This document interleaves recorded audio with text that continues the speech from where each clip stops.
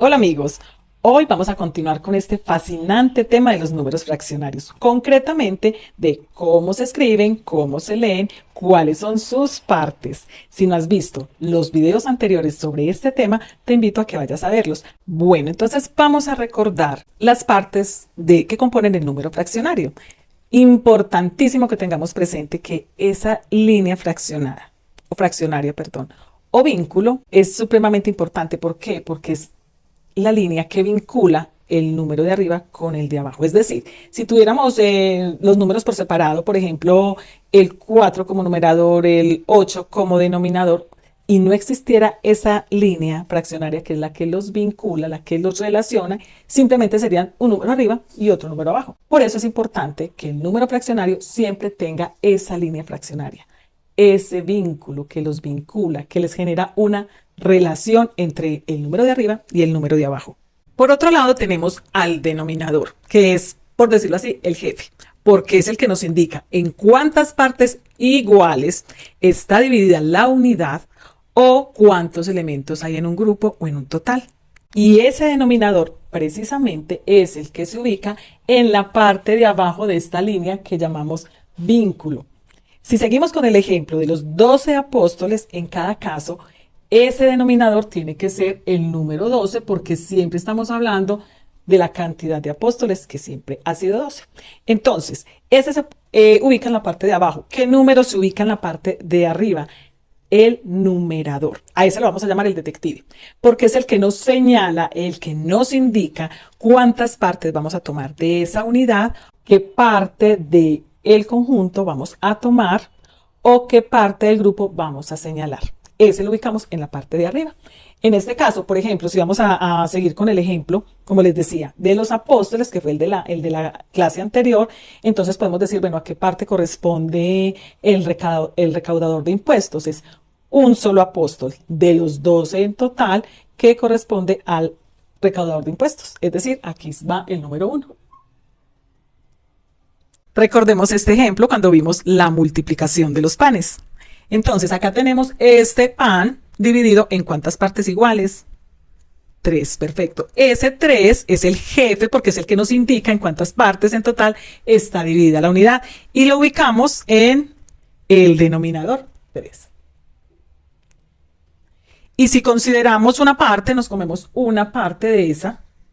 Entonces, retiramos esta parte que corresponde a 1 de 3, es decir, a un tercio. ¿Sí? Que sería el numerador, ese 1 sería el numerador y se lee un tercio. Ahora, si nos preguntamos entonces cuántas partes quedaron de la unidad, ojo, no quedaron 2 medios, porque son 2 pedazos que quedaron, no. Recuerden que es que que es el jefe, nos dicen cuántas partes se dividió, independientemente de que ya se hayan llevado una. Y entonces nos quedan 2 partes de cuántas que habían de 3, es decir, que nos quedan 2 tercios. ¿Sabías que para leer correctamente los números fraccionarios es como si manejáramos un lenguaje muy especial, pero súper fácil? Solamente tenemos que seguir 2 indicaciones, 2 instrucciones. Primera instrucción. El numerador, que es el que ubicamos en la parte de arriba, ese numerador se lee tal cual, como leemos los números naturales. 1, 2, 3, 4, 5, 20, el numerador. Regla número 2. El denominador sí se lee de una manera muy especial. Recordemos que ese es el jefe. Cuando el denominador es el número 2, entonces se lee medios. Ten en cuenta estas reglas y te va a ser muy fácil leer los números fraccionarios. Si el denominador es el número 3, se lee tercios. Si es el número 4, yo ya sé que estás pensando cómo se lee. Muy bien, se lee cuartos. Si es 5, se lee quintos. Si el denominador es 6, a ver cómo se lee. Vamos a pensar cómo se leen cuando es 6, cuando es 7, cuando es 8 y cuando es 9. Tómate unos segundos para leerlo tú. Muy bien, estoy segura que acertaste sin ningún problema. Cuando el denominador es 6 se lee sextos, cuando es 7 se lee séptimos, cuando es 8 se lee octavos y cuando es 9 se lee novenos. Cuando el denominador es 10 se lee décimos. Bien, hasta acá vamos súper bien. Ahora, Del 11 en adelante, vamos a mirar qué es lo que pasa. Súper fácil. Ahí ya no tenemos ningún inconveniente porque es muy, muy fácil poder definir cómo se lee. Cuando el denominador es 11, por ejemplo, entonces, normal, se lee 11, pero, tiene una condición muy especial y es que, lo voy a poner con otro color, se le pone un apellido, el sufijo, la colita, avos. Es decir, se le pone acá avos. Lo pongo con otro color para que no olvidemos. Es decir, cuando el denominador es de 11 en adelante, se pone el mismo número, pero se le pone esa colita, ese apellido, ese sufijo avos. Es decir, que se lee 11 avos. ¿Cómo se lee entonces 12? Yo creo que este ya lo hemos visto a lo largo del anterior video y de este. Se lee 12 con la colita avos.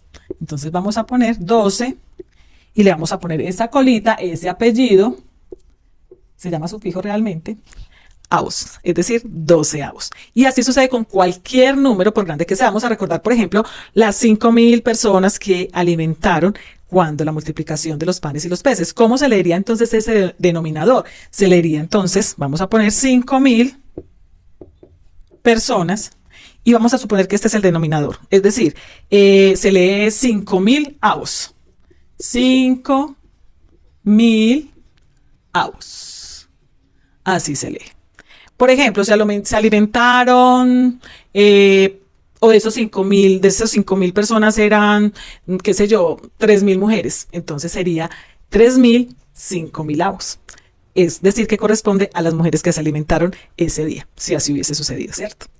Ahora vamos a darle respuesta, solución a esos 3 retos que dejamos en el video anterior. Si no lo has visto, ve y búscalo. Es el video de fracción de un conjunto. Listo, vamos a buscar entonces. Para el primero vamos a buscar el total de apóstoles, es decir, que corresponde a qué, recuerda, al denominador. El total de apóstoles será ¿cuánto? 12, muy bien. 12 apóstoles. Y 6 de ellos, recuerdas el detective, el que nos señala qué parte se tomó de ese conjunto, qué parte se considera ese conjunto, cuántos, es decir, cuántos apóstoles se fueron para la misión.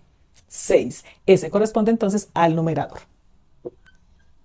¿Y cómo se lee? Recordemos, numerador se lee normal, como siempre hemos sabido, y el denominador se lee con, en este caso, con el apellido, con la colita, con el sufijo avos, es decir, 12 avos. 6 doceavos corresponde a este primer reto. Vamos ahora para el segundo reto. ¿A qué fracción corresponde la totalidad de los apóstoles? Ya sabemos que son 12 y ese corresponde al denominador. Pero el total, ¿a qué corresponde? Es decir, los 12 de 12, ¿a cuál corresponde? Sería el 12 en el numerador, porque nos está preguntando a qué fracción corresponde 12 de 12. Es decir, cuando el numerador y el denominador son iguales, sería exactamente 1. Es decir, corresponde al grupo completo, a un grupo completo o a un conjunto completo. Es decir, siempre que numerador y denominador son iguales, esto quiere decir 1, es decir, la unidad completa. Y en este último se nos está preguntando si le sumamos a ese total, ya sabemos que eran 12 apóstoles, pero a ese grupo le sumamos a Jesús, que era el maestro, el líder, entonces, ¿cuánto sería el total? Es decir, el denominador, porque es el que nos dice el total de elementos de un conjunto, en este caso de personas, ya habían 12, le sumamos una, sería entonces 13. Y el líder, por decir así, decirlo de esa manera, el líder, el maestro, sería uno de esos 13 que habían en total. Entonces, nuestro Señor Jesucristo corresponde a uno de ese grupo de 13 que había. Y se lee un 13avos. Un 13avos. Perfecto. Espero que hayas disfrutado de este video tanto como yo.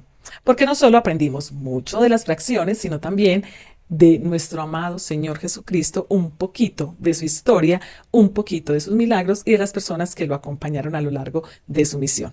Nos vemos en un próximo video y recuerda que las matemáticas se aprenden practicando. Bye. A continuación te voy a dejar otros retos para que vayas a los comentarios y escribas tu respuesta.